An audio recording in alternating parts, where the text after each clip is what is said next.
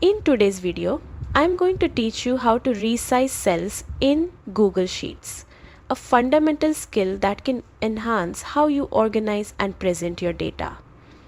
Whether you're tidying up a large data set or making your spreadsheet more readable, adjusting cell sizes can make a big difference. First, sign into Google Sheets using your Google account.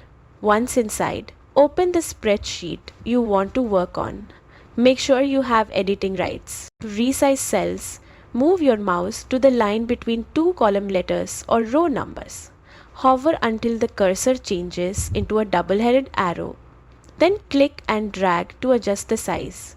Move left or right for columns, up or down for rows until you find the perfect fit. For precise measurements, highlight the column or row header, right-click and select Resize Column or Resize Row.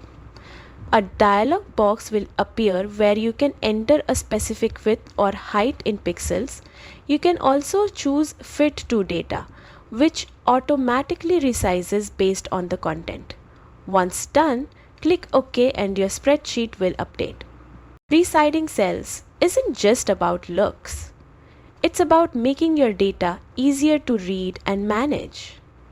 With these techniques, you'll have full control over your spreadsheet layout.